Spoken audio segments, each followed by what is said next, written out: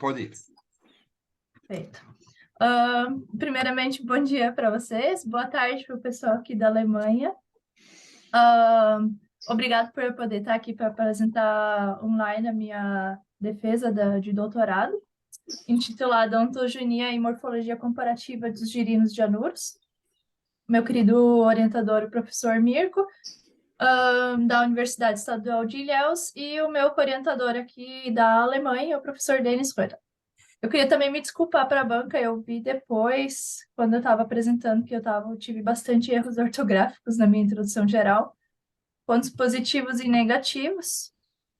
Eu escrevi o meu trabalho à mão. Então, acabou que, como o meu computador é em inglês aqui, eu não acabei não vendo esses erros ortográficos. Como sou a banca e os meus orientadores sabem exatamente o que eu vou apresentar, então eu trago aqui um pequeno sumário. Eu vou apresentar para vocês uma introdução geral do assunto. O ponto 2 e o 3 são dois artigos científicos com girinos de Ranitomea variabilis. O primeiro deles é uma caracterização morfológica com esqueleto e músculos e órgãos internos desses girinos. E o capítulo 3 é a criação em cativeiro, a ontogenia, que seria o desenvolvimento larval desses girinos. E nos capítulos 4, 5 e 6, eles são em si 3 capítulos de livros, não muito extensos. Eu não vou conseguir trazer muitas figuras para vocês, porque eles trazem num compilado geral assim de informações acerca da biologia dessas espécies. E, por fim, eu vou trazer uma pequena conclusão desse material. Como introdução, né, eu estou trazendo um tema que é bastante atual, que são as extinções de espécies, que são, na verdade, um processo natural ao longo das diferentes eras geológicas. No entanto, atualmente, né, no Holoceno, os eventos de extinção eles estão acontecendo cerca de 100 vezes mais rápido do considerado normal. Então, surgiu, inclusive, uma sugestão para denominar essa nova época geocronológica de Antropoceno, que é a época em que o homem se tornou um dos mais importantes influenciadores dos processos biológicos, geológicos e atmosféricos na Terra e o maior responsável pela extinção das espécies. As projeções científicas atuais, elas sugerem que se as ameaças humanas continuarem sem controle, mais de 1/3 das espécies que são atualmente conhecidas na Terra, elas serão extintas nos próximos 30 anos. E para reverter essa crise antropológica, só por meio de esforços conjuntos de políticas públicas, por meio da produção sustentável de alimento, de recursos que a gente precisa para a nossa existência, além da redução das emissões dos gases de efeito estufa, que poderiam auxiliar na redução do aquecimento global. Das espécies avaliadas pela IUCN, cerca de 28% delas elas estão ameaçadas de extinção. Isso representa 35.500 espécies somente das avaliadas. Não quer dizer que a IUCN avaliou todos os seres vivos do planeta. No topo dessa lista estão os anfíbios. A classe anfíbio, com uma pequena introdução dela, ela conta atualmente com 800 espécies descritas. Ela é considerada os primeiros vertebrados a habitar o meio terrestre. São os únicos tetrápodes que têm um ciclo de vida bifásico, ou seja, na fase larval, nos primeiros estágios de vida dela, eles vivem na água, a maioria das espécies, não todas, e como adultos no meio terrestre. Eles estão entre os vertebrados atuais mais diversos. É o grupo de vertebrados que apresenta a maior diversidade de modos reprodutivos, e o número de espécies descritas dessa classe mais do que duplicou nas últimas décadas, e ele segue aumentando porque, com os esforços que os herpetólogos estão tendo nesse grupo, cada vez mais tem se encontrado novas espécies. No entanto, essa classe de animais ela está sofrendo declínios globais, como vocês podem ver nesse mapa aqui que eu tirei. Eu sempre botei a legenda de onde eu tirei as figuras na parte de baixo delas, para vocês terem um apoio. Então, vocês podem ver que em vermelho existem, tipo, em todos continentes, inúmeras espécies que estão criticamente ameaçadas de extinção da classe dos anfíbios. E as principais ameaças a nível global para esse grupo são a perda, né, de ambiente natural, a poluição, o aquecimento global, como também as espécies exóticas e invasoras. Ali também se enquadram algumas espécies de anfíbios, que eu postei a foto para vocês, e mais atualmente também doenças fúngicas que estão muito importantes, que estão ameaçando e também dizimando populações inteiras de anfíbios. Uma das medidas que se encontrou para tentar salvar algumas espécies de anfíbios da extinção é incluí-las em programas de reprodução em cativeiro. Então, eu botei aqui algumas figuras para vocês, para terem uma ideia. Isso são programas de reprodução em cativeiro de anfíbios. E uma das facilidades de reproduzir os anfíbios em cativeiro é que eles são pequenos e eles ocupam relativamente pouco espaço em comparação, por exemplo, com leões ou elefantes ou animais maiores. E essa reprodução em cativeiro, eles visam manter populações de anfíbios geneticamente representativas em cativeiro para posteriormente poder fornecer animais para suplementação populacional ou reintrodução de populações de anfíbios no ambiente natural. Só que a falta de conhecimento acerca das necessidades biológicas dos anfíbios durante as diferentes fases de vida, que são bastante complexas e muito variáveis entre as diferentes espécies, ainda trazem problemas para essa metodologia de reprodução em cativeiro. E, além disso, a maioria das espécies que são inseridas nesses programas de reprodução em cativeiro, já que elas estão ameaçadas de extinção, elas se enquadram, além de se enquadrarem em algum grau de ameaça, elas não contam com informações acerca de sua biologia e história natural publicadas. Então, fica difícil de saber quais são, de fato, as necessidades dessas espécies ameaçadas para se reproduzirem, de fato, com bastante sucesso em cativeiro. Então, atualmente, a taxa de sucesso de desenvolvimento das larvas de anfíbios em condições de cativeiro ainda é considerada baixa, com uma mortalidade de cerca de 80%, que é aceitável para girinos criados em cativeiro até o momento. E, em condições de cativeiro, muitas das patologias que não são comumente reportadas em populações naturais acabam se manifestando, como, por exemplo, a morte de girinos causados por fungos ou bactérias, que é, por exemplo, uma foto, da primeira foto que eu tenho ali, que é um dos meus girinos que acabou morrendo. Ou a morte espontânea, né, de metamorfos sem nenhuma causa aparente, ou ainda síndrome da perna torta, que são deformidades que girinos em cativeiro, na fase de metamorfose, acaba apresentando, que é essa segunda foto, que pode se ver com comparação com a última foto, que a perna anterior, uma delas é ausente e a outra é muito mais fina do que o indivíduo de baixo.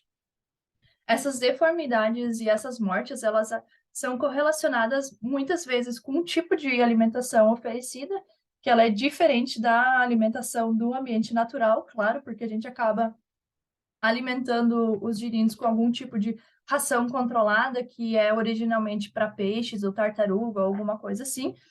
E também podem estar relacionados à qualidade da água, porque se acaba ficando alimentação dentro da restos de comida dentro da água, essa pode criar, se proliferar fungos ou bactérias que podem acabar causando a morte desses girinos.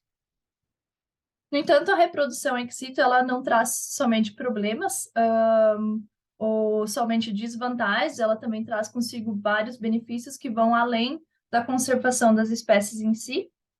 Por exemplo, com a reprodução de anfíbios em cativeiro, a gente tem a oportunidade de obter novos dados sobre a biologia e a história natural das espécies.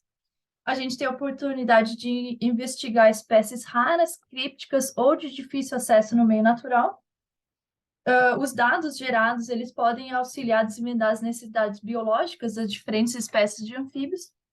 E a gente também consegue estudar e gerar dados acerca da fase larval de várias das espécies, que são muitas vezes muito difíceis de se encontrar no meio natural.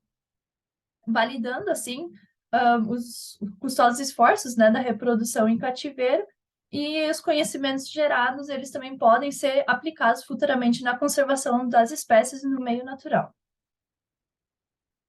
Então, o objetivo do meu trabalho aqui é gerar novos dados científicos acerca da fase larval dos girinos aqui selecionados, dos anfíbios, né, aqui selecionados, contribuindo, ademais, com conhecimentos sobre a recriação ex situ das espécies alvos dessa tese, ao mesmo tempo que a gente também está utilizando parte desses dados, né, do capítulo 1 e 2, com resultados obtidos pela metodologia de criação de anfíbios em cativeiro.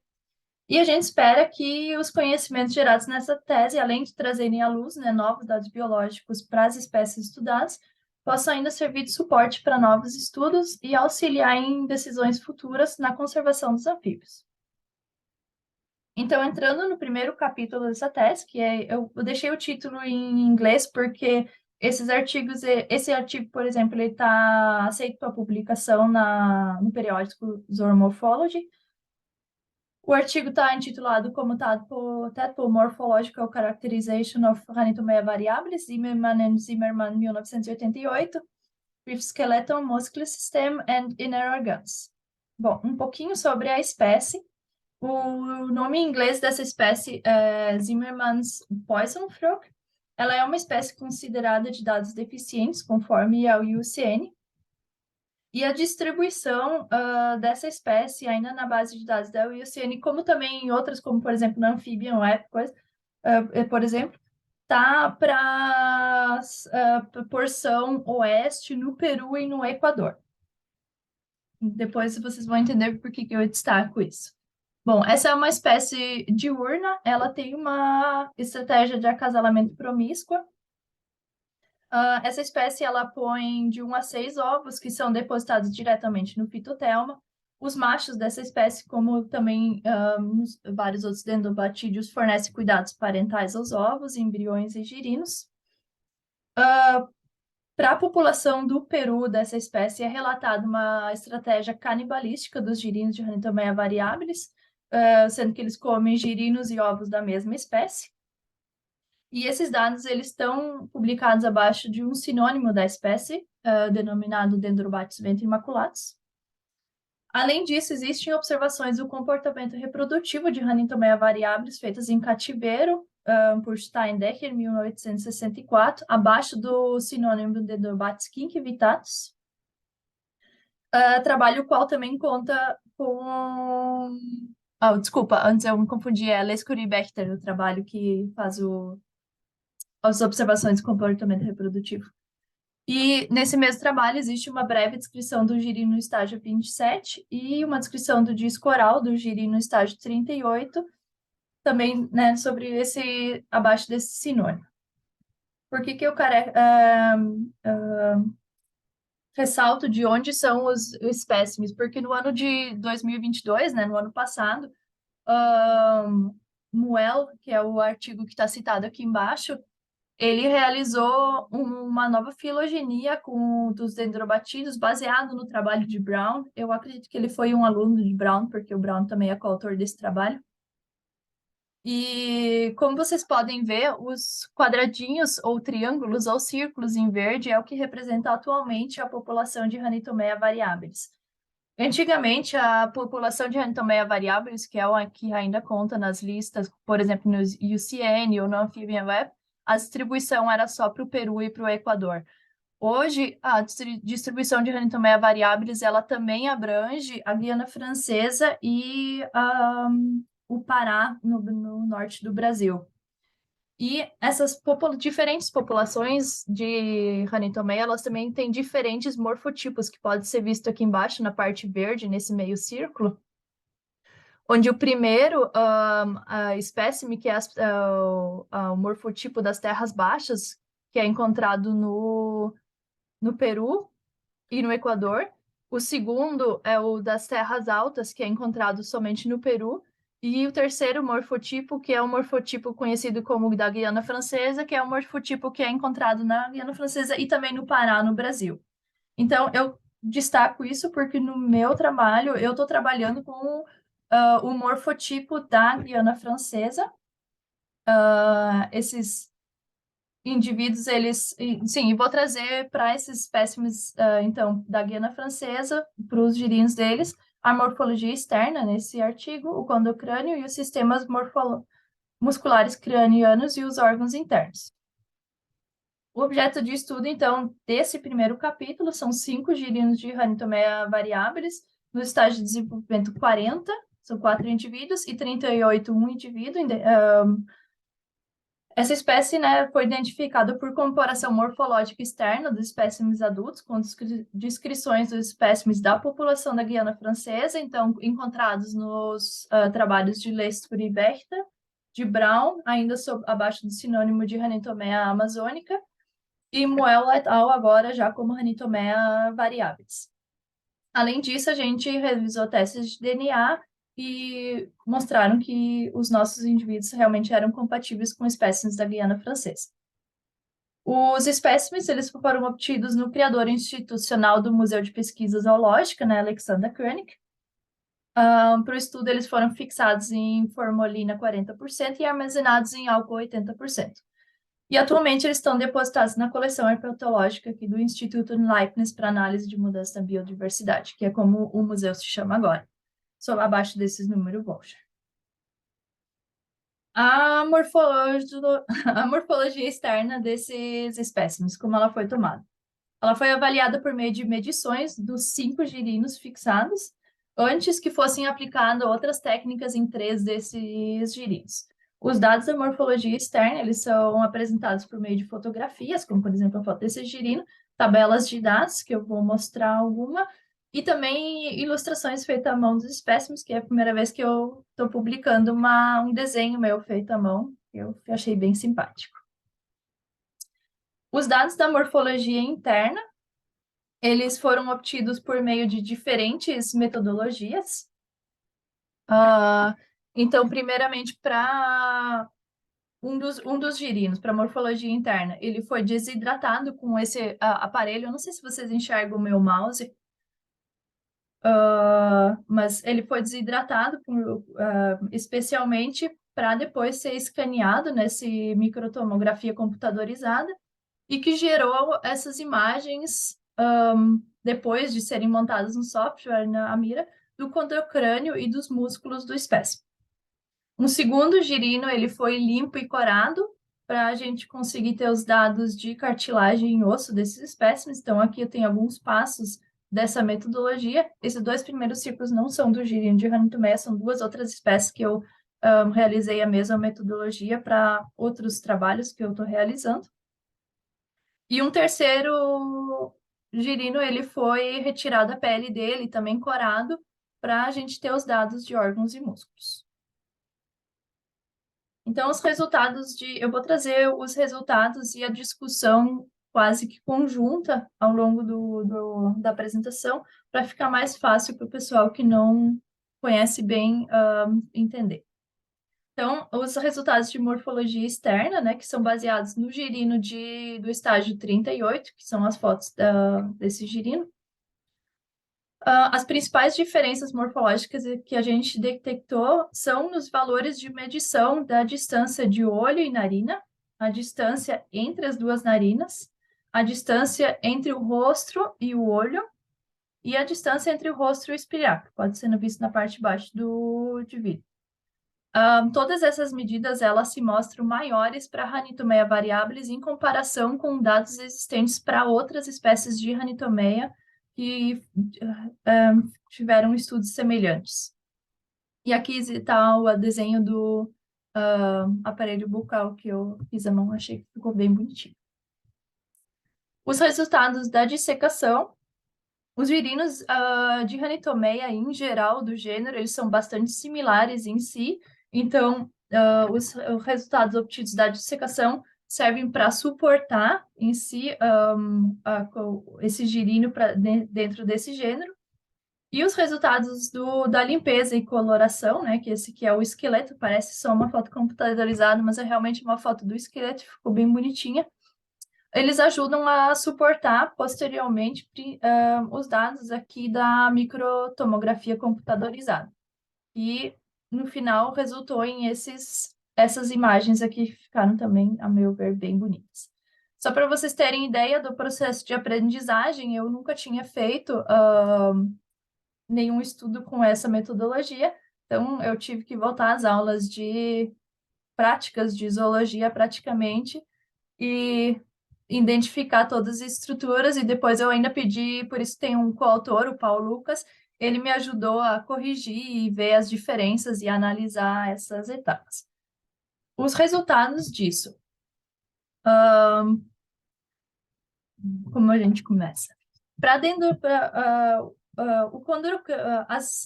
essas imagens de condrocrânio, a gente tem aqui em vermelho a parte dos músculos, em marrom a parte dos ossos, e em azul ainda a cartilagem.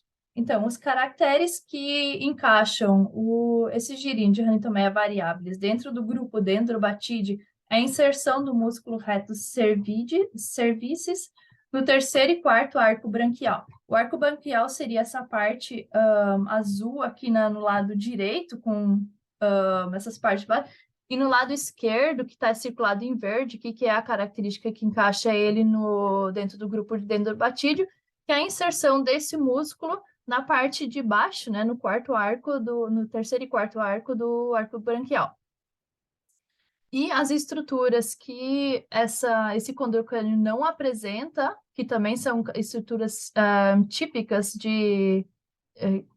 tipicamente ausentes em dendrobatídeos, são as cartilagens tectais, que seria uma cartilagem que fica no lugar desse osso superior do crânio, e o músculo levator mandibular externo superficialis, que fica na parte superior da boca, próximo aqui ao músculo levator, aqui bem na frente, na região da boca mesmo.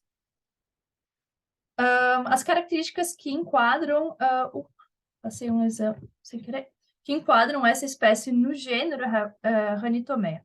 A cartilagem suprarrostral quadripartida com partes independentes direita e esquerda do corpo, que seria do corpo suprarrostral, e as asas suprarrostrais, que seriam essas características circuladas em laranja à direita, onde em algumas espécies de girinos, de outras espécies de anfíbios, essa estrutura ela é às vezes única ou ainda com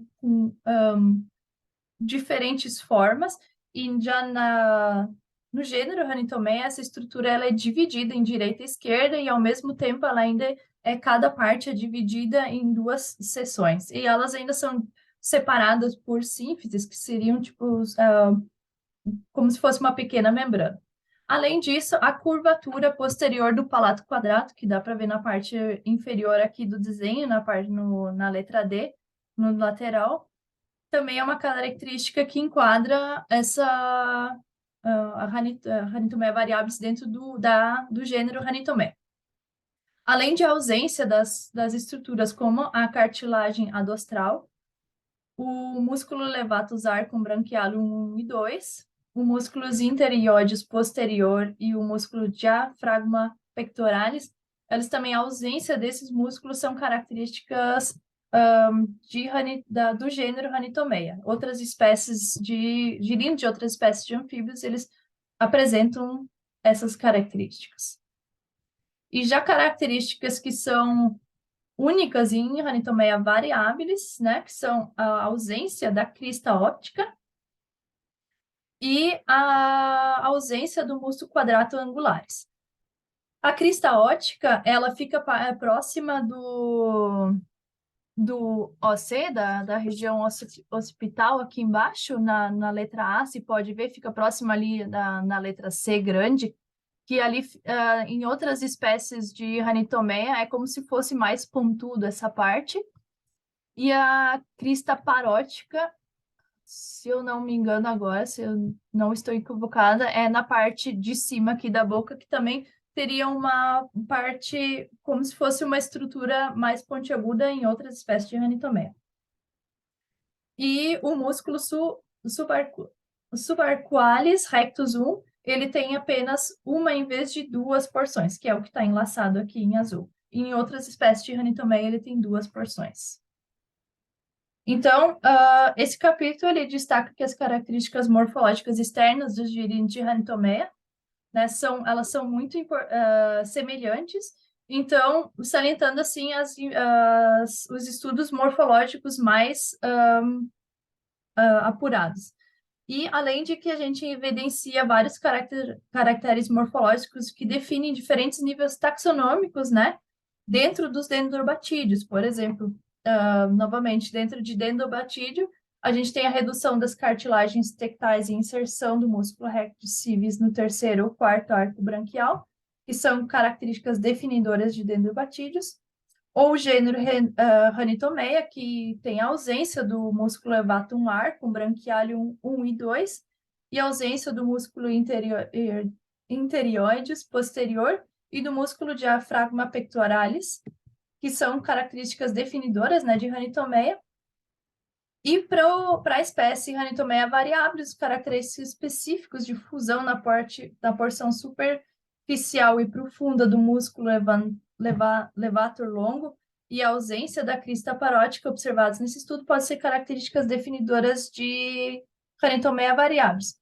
O que se destaca também é a importância, né, como esse estudo ele foi realizado na população da Guiana Francesa, de realizar esse estudo com os girinos das outras populações para realmente ver se existem diferenças abaixo também da morfologia desses girinos. Já indo para o capítulo 2, esse capítulo está intitulado como Captive Breeding, Embryonic and Larval Development of Ranitomea variabilis, Zimmermann e Zimmermann, 1988, Anura Dendrobatide. Esse capítulo está publicado, ali embaixo tem a legendinha, no periódico Zookeys, foi publicado esse ano. De novo, a gente está lidando com os girinos da mesma espécie, Ranitomea variabilis, e com espécimes da população da Guiana Francesa. E o objetivo nesse presente estudo foi descrever detalhadamente o desenvolvimento de embrião até metamorfo de Ranitomea variabilis, novamente com base em espécies criadas em cativeiro. Então, a gente traz nesse estudo o estadiamento detalhado do estágio inicial de embrião até metamorfo, a partir de fotografias e tabelas de dados. A gente faz uma análise do crescimento desses espécimes por meio da metodologia SciSac, que é uma quantificação de área de superfície baseada em imagem semiautomática, além de trazer dados do manejo de reprodução em cativeiro para essa espécie.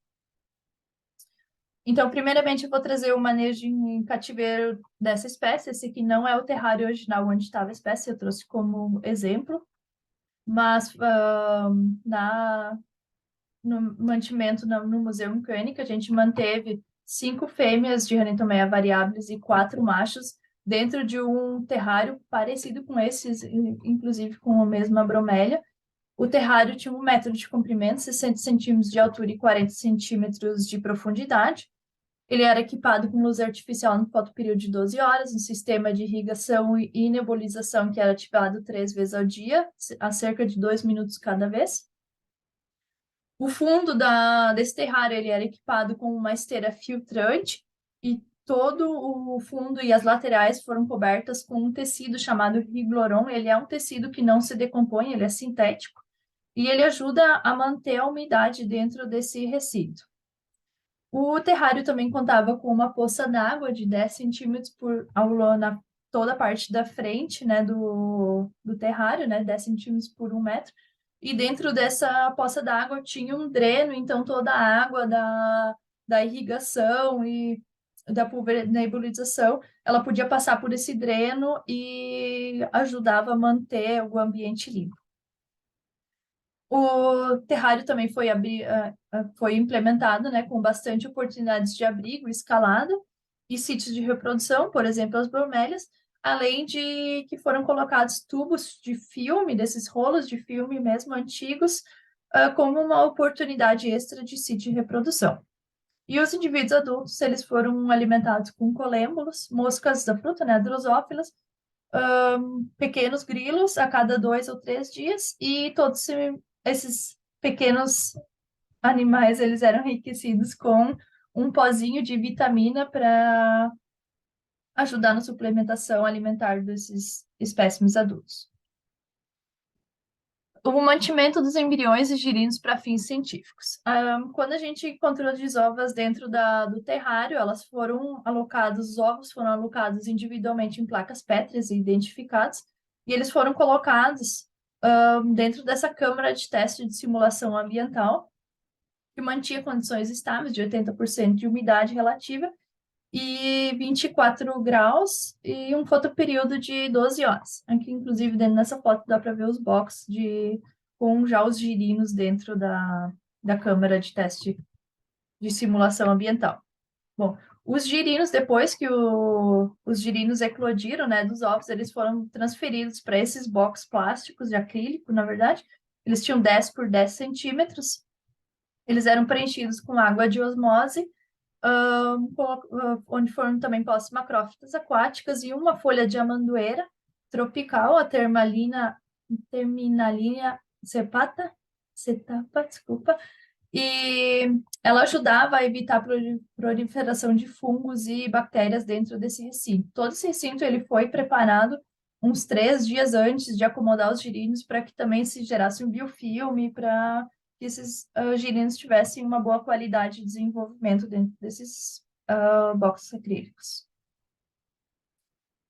A cada 2 ou 3 dias, né, foi realizada a troca de água, né, para manter o ambiente favorável, e também eles foram alimentados durante esses períodos com esse Refase Superfoods, que na verdade é um gel aparentemente para alimentar tartarugas, que funcionou bastante bem para a alimentação desses girinos. A gente sempre limpava bem na troca de água o fundo desses potes plásticos para não ficar nenhum resto de alimento que pudesse fungar ou girar bactérias que pudessem causar a morte do girino. Para a obtenção dos dados de ontogenia e a curva de crescimento dos girinos, a gente usou diferentes metodologias ao longo do desenvolvimento desses espécimes. Então, na fase de embrião até o estágio 25 de desenvolvimento, que é o estágio quando eles saem do ovo, de fato, para virar um embrião, para virar um girino livre natante, a gente usou nessa primeira imagem aqui em cima uma câmera Canon acoplada, né, num estereomicroscópio para fazer a foto, porque os espécimes eram pequenos. Então dá para ver uma das fotos aqui na tela desse laptop que eu estou na frente. E depois do estágio 26 até o final da metamorfose, essa câmera ela foi acoplada diretamente sobre um tripé. Vocês podem ver, inclusive, as diferentes épocas do ano, né? A gente tem uma época sem corona, uma época com corona no inverno, tá escuro do lado de fora. E para a metodologia de Sa-Isaac, as fotografias elas foram tiradas 2 vezes por semana. E para a ontogenia, como os embriões, o estágio de desenvolvimento deles é bastante rápido, a gente tirou foto todos os dias, então até o estágio 25 para a ontogenia, e depois também do estágio 25, 2 ou 3 vezes por semana, para a gente conseguir pegar bem todas as fases de desenvolvimento desses girinos. Então, a ontogenia ela foi o sistema que a gente usou para o estagiamento dos embriões e larvas de anuro de Gosner, que adaptado nos 4 principais categorias de desenvolvimento por McDiarmid e Nautic em 99. Então, a gente classificou espécies como embrião no estágio de 1 a 19 de Gosner, filhote no estágio de 20 a 25 de desenvolvimento, larva no estágio 26 a 41 e metamorfo no estágio 42 a 46. A análise do crescimento das espécies no software Sa-Isaac, a gente realizou as medições baseadas em imagens do comprimento total e da área superficial da silhueta dos indivíduos, desde o desenvolvimento embrionário até o estágio larval. Então, as fotografias do estágio de desenvolvimento 8 a 40, a gente realizou fotografias dos estágios de desenvolvimento 8 a 43, que foram depois analisados por meio da plataforma do código aberto R. Para essa metodologia, o girino a foto do girino era, na verdade, só a silhueta do espécime, então, por meio desse software, a gente conseguia calcular a quantidade de pixels escuros que esse girino ocupava, e na plataforma do código aberto R, gerava uma curva de crescimento com esses dados do software SciExac. E para comparar o tamanho, a gente sempre, toda vez que a gente tirava uma foto do girino, né, da silhueta do girino, a gente também tirava uma foto de papel milimetrado que era rodado junto com esses dados para gerar uma curva limpa do crescimento deles. Como resultado, né, os manejo em cativeiro dos espécimes adultos, as observações casuais que a gente realizou desses espécimes coincidem com os registros de comportamento da espécie em ambiente natural. Então, os espécimes adultos, eles se reuniam em grupo antes da ovoposição, o que se iguala ao sistema de acasalamento promíscuo da espécie.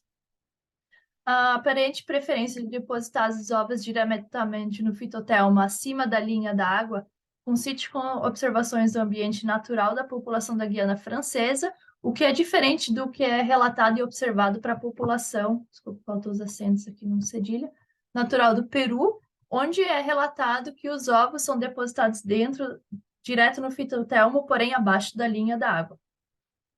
E os tubos plásticos oferecidos, eles parecem não ser uma alternativa de fitotelmo artificial ideal para essa espécie, o que é diferente do observado para outras espécies de Ranitomea, onde os tubos de filme plástico eles foram um bom material para servir como fitotelmo artificial para ovoposição em terrários.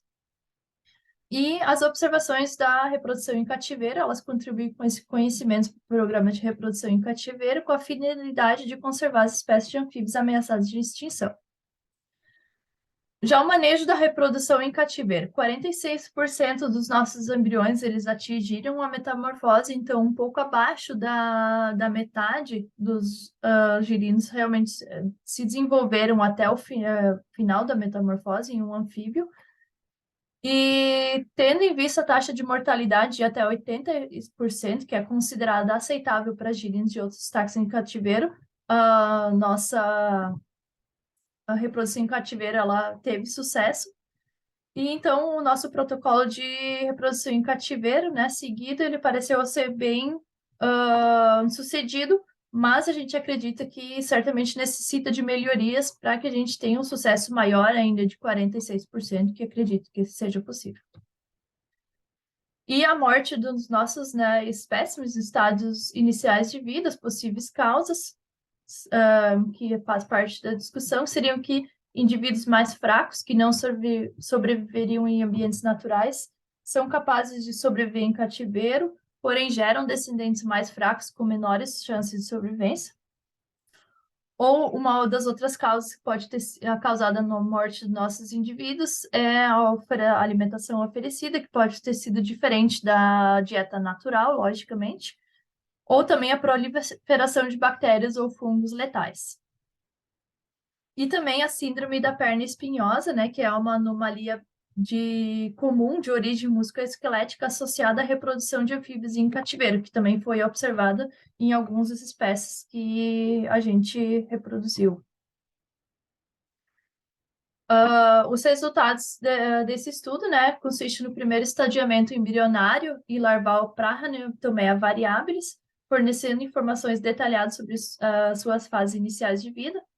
A média de tempo de metamorfose completa de Ranitomea variabilis variou de 81,8 dias a 24 graus, o que é diferente da espécie irmã de Ranitomea variabilis, né, a Ranitomea amazônica, que leva 26 dias para se desenvolver na mesma temperatura, 24 graus, também reproduzindo em cativeiro.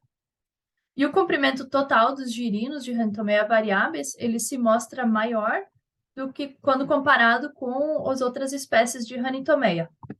Inclusive, quando comparado com dados de girinos de Ranitomea variabilis de populações do Peru. As principais diferenças na ontogenia observadas para essa espécie foram a diferenciação do lábio e dos dentes, que ocorreu no estágio 24, né, que é um estágio depois, normalmente no estágio 23. Então, é o estágio após indicado na tabela de estagiamento geral. E, além disso, para 2 dos 6 girinos que a gente realizou o estudo de ontogenia, a atrofia do aparelho bucal começou no estágio 40, que é um estágio antes do determinado no sistema geral de Gosling. Porém, esses desvios no sistema de estadiamento, eles não são incomuns, e eles também foram observados principalmente na parte bucal para outras espécies do gênero Ranitomea criadas em cativeiro. Já como resultado da curva de crescimento, né, que é da metodologia SAISA, que a gente realizou, então, resultou nessa curva na direita, e os nossos dados sugerem uma forte correlação entre o desenvolvimento medido pelo comprimento total dos indivíduos e aquele medido pela área superficial determinada fotograficamente da silhueta do indivíduo. Isso sugere que as medições baseadas em imagens são adequadas para análise do desenvolvimento. E a gente destaca também, né, com esse resultado, a diferença do tempo de desenvolvimento e o tamanho dos girinos variáveis. Então, a gente fez uma comparação aqui dos diferentes tempos de desenvolvimento e o tamanho dos girinos das outras espécies, né, de Ranitomea que existem dados para se comparar. E mostra que o girino de Ranitomea variáveis, ele possui bastante diferença, né, no tempo de desenvolvimento e no tamanho dos girinos. Aqui eu já entro para os capítulos 3, que são os capítulos de livro. Aqui eu não vou ter imagens tão bonitas para mostrar para vocês, mas ele é uma revisão bastante bacana da espécie e de alguns dados biológicos dela. Então, aqui a gente está trazendo os dados de Epipedobates anthony, escrito por Noble em 1921. A gente tem o tamanho das espécies, comprimento total de 17 a 25 milímetros e para machos e 19 a 27 milímetros para fêmeas. A coloração das espécimes ela é bastante variável entre as diferentes populações, então podendo ser bastante variável em tons de marrom a vermelho, com linhas ao longo do corpo, que pode ser brancas, caramelo ou amarelo, até azul claro. Essa espécie ela pode ser diferenciada da maioria das espécies do gênero Epipedobates por apresentar uma linha média dorsal no corpo, de coloração clara. E a espécie mais semelhante a Epipedobates anthony é a Epipedobates tricolor, que é a espécie que eu vou abranger no próximo capítulo, que é encontrada no oeste do Equador. Ambas essas duas espécies elas apresentam a linha média dorsal clara, inclusive a mesma coloração corporal, assim, bastante similar com o marrom ou avermelhado. Mas aparentemente a Epipedobates anthony ela é menor do que tricolor e apresenta ossos brancos, o que, claro, é difícil de se ver com os espécimes em vida. E as duas espécies elas apresentam diferenças claras na frequência de pulso e duração do intervalo da chamada, sendo que e essas duas espécies elas não ocorrem em simpatria, então não, na verdade, quando se tem a localidade tipo da onde se coletou esses espécimes, fica fácil dizer se é Epipedobates anthony ou Epipedobates tricolus. E uma característica importante da espécie anthony é a presença do alcaloide epibatina na pele. Essa espécie ela é uma espécie diurna, ela ocorre em planícies secas de florestas montanhosas, é encontrada na serrapilheira das florestas densas, em clareiras, perto de riachos também, como em áreas perturbadas, como também em plantação de banana, cacau, ou perto de estradas.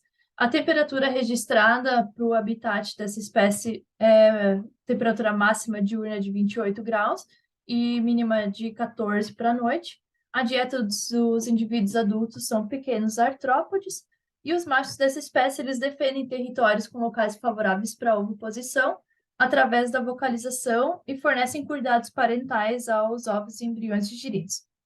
As desovas dessa espécie consistem de 15 a 40 ovos depositados na serrapilheira ou na vegetação.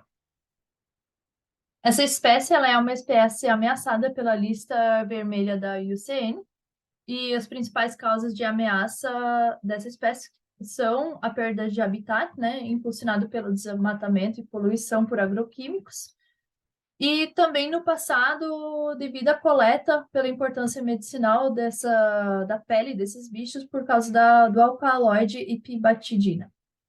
E também como coletados como para servir como PET. A distribuição dessa espécie ela é encontrada nas encostas ocidentais dos Andes, no sudeste do Equador e no nordeste do Peru, em altitudes de 153 a 1.800 metros sobre o nível do mar.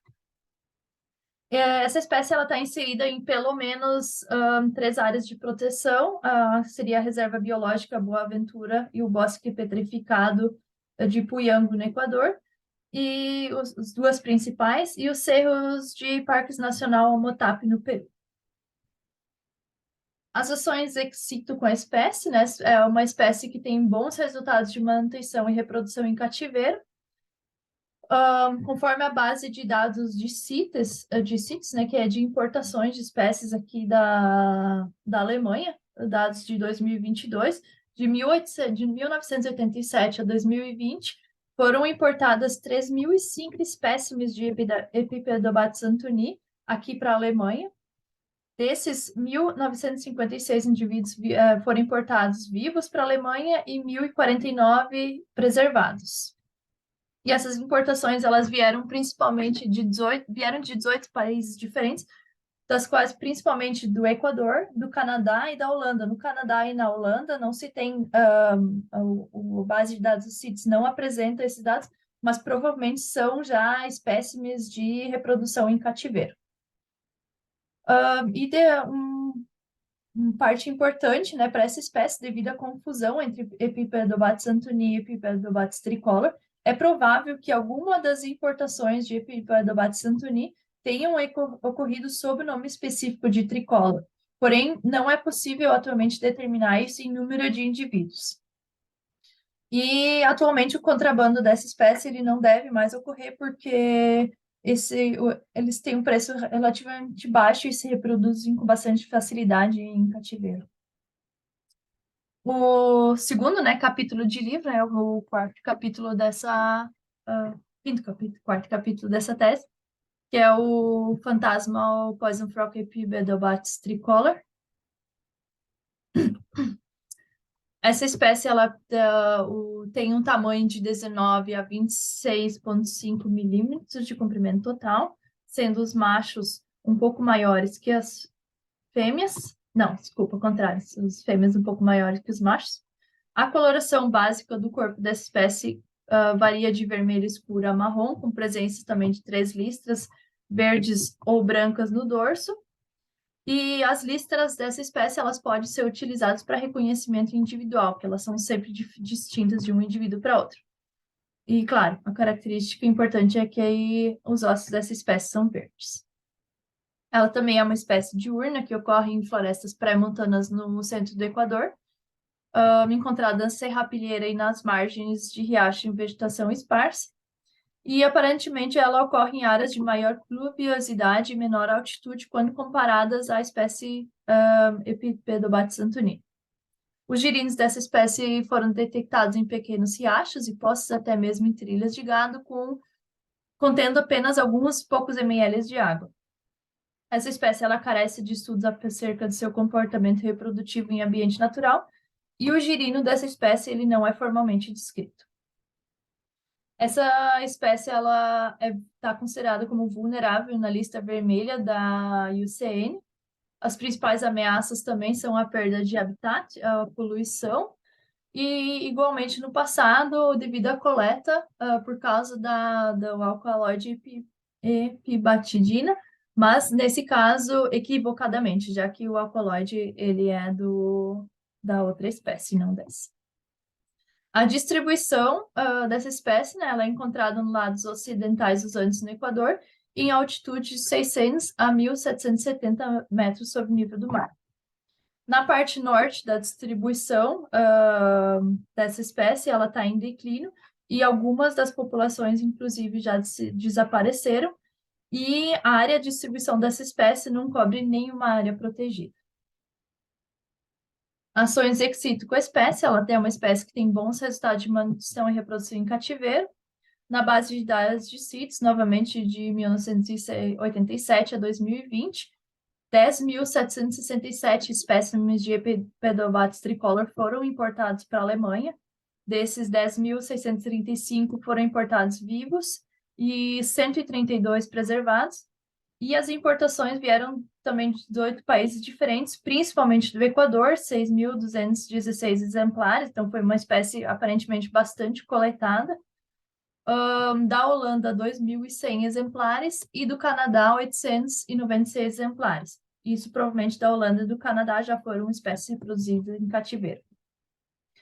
Atualmente, o contrabando, né, dessa espécie ele parece improvável, uma vez também que a reprodução em cativeiro dela é bastante feita com bastante sucesso e não são indivíduos que são cotados com um preço muito alto. E devido à confusão, né, entre as duas espécies, muito provavelmente parte desses 10.000 espécies, na verdade, representam Epipedobates antoni e não Epipedobates tricolor. Já o último capítulo desses capítulos de livro, que é a nossa espécie-alvo também nos 2 primeiros capítulos dessa dissertação, que é o Zimmermann's Poison Frog, Ornithomea variabilis. Essa espécie ela apresenta um comprimento total de cerca de 15 a 19 milímetros, sendo as fêmeas ligeiramente maiores que os machos. A coloração desses espécimes ela é distinta nas diferentes populações, então a gente tem o morfotipo das terras altas no Peru, que tem a coloração verde, amarelo e esverdeada, né, que é essa primeira imagem aqui, com manchas pretas. E principalmente os membros azuis também com manchas pretas. Já o morfotipo de terras baixas no Peru, esse parte das manchas é diferente, o padrão dorsal e dorsolateral é reticulado, com listras amarelas, laranja amarelado, e o ventre com uma faixa média dorsal. Bom, também a característica que é encontrada em todos eles, que os membros são azuis e verdes com pequenas manchas pretas, semelhante ao indivíduo das terras altas. Já o morfotipo da Guiana Francesa e o leste brasileiro, né, no Pará, as marcas amarelas elas são mais finas que nas espécies do oeste da Amazônico e elas têm assim, bastante reticulado, né, em comparação com os outros 2 morfotipos. E uma característica que é comum, né, para todos esses 3 morfotipos é uma única mancha preta entre as narinas, e distingue a espécie também de Ranitomea imitator, que possui 2 manchas, que eu vou trazer uma foto um pouco mais adiante.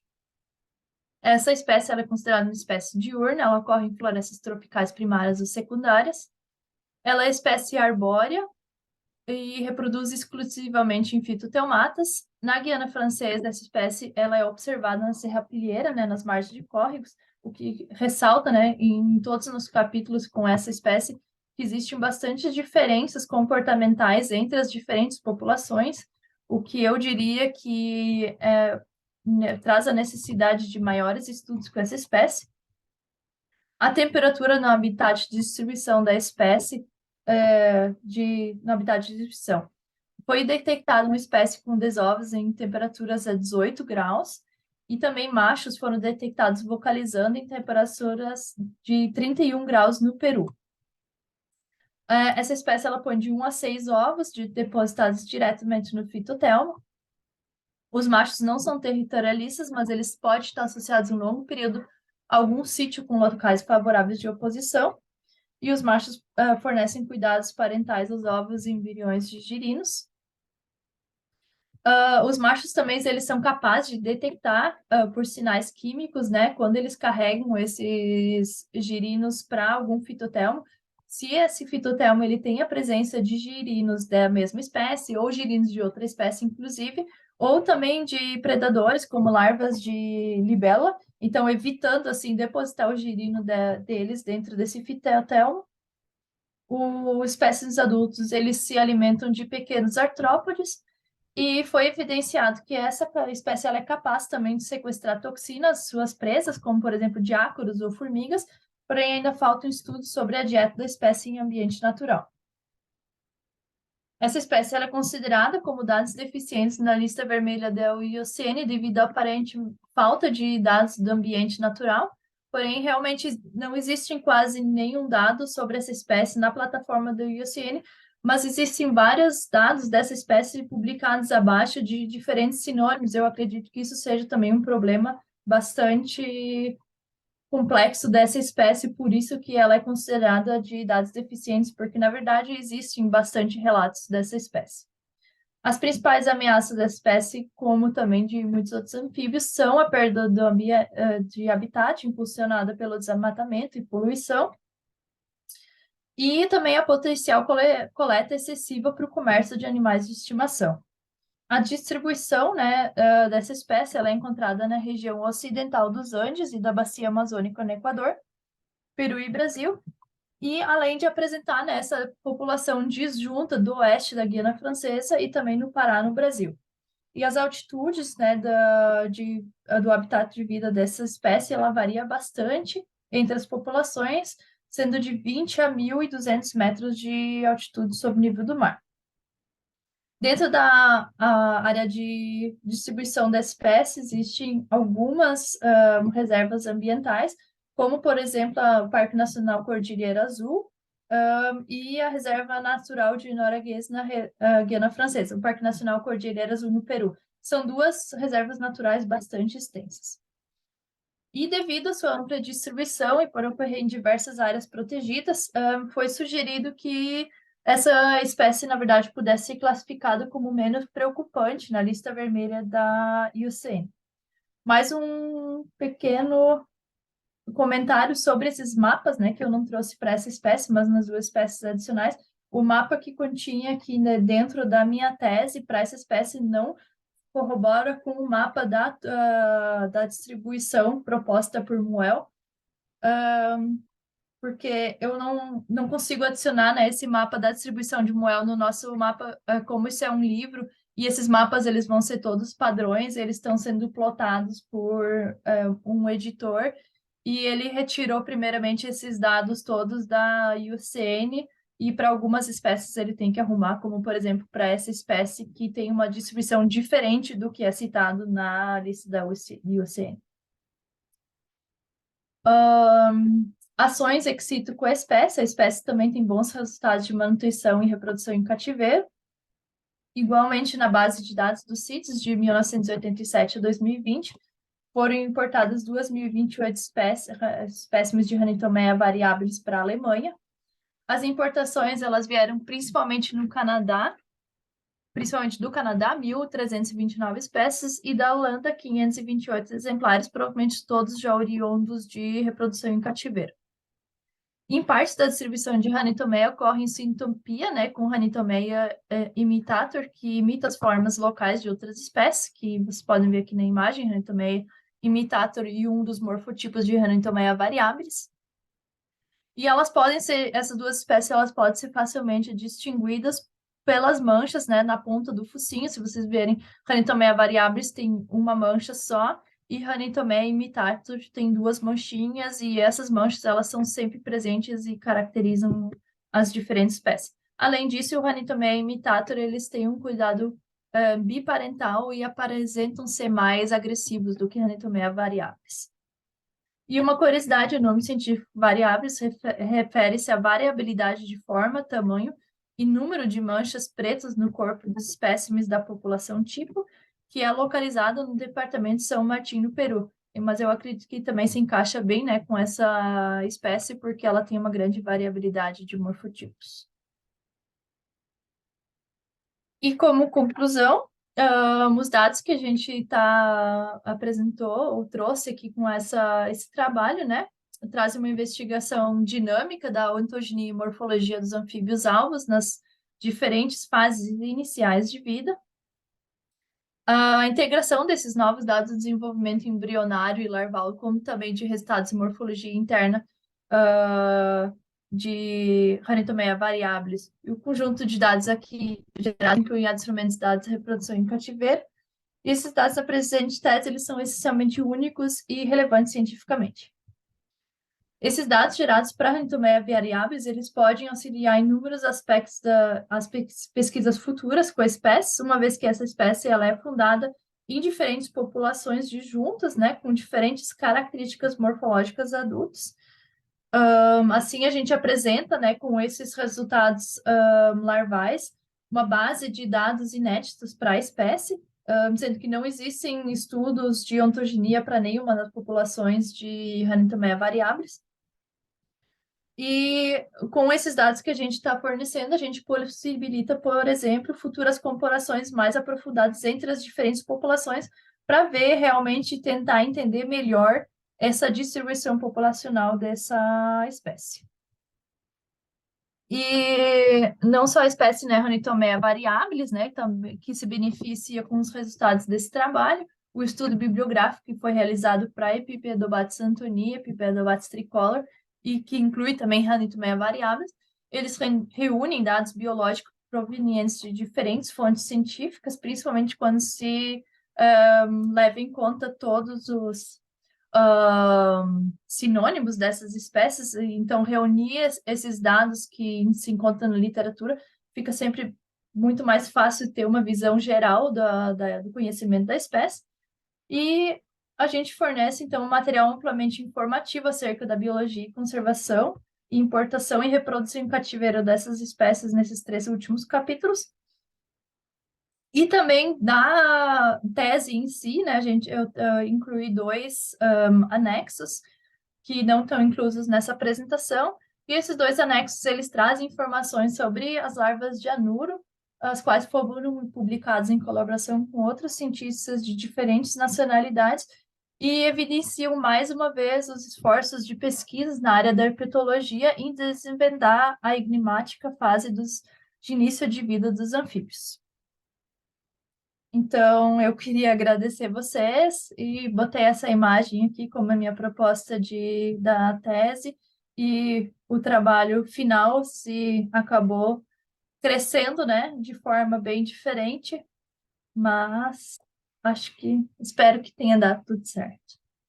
Agradeço a vocês por terem ficado até aqui, não sei quantos ainda estão aqui, não vejo vocês.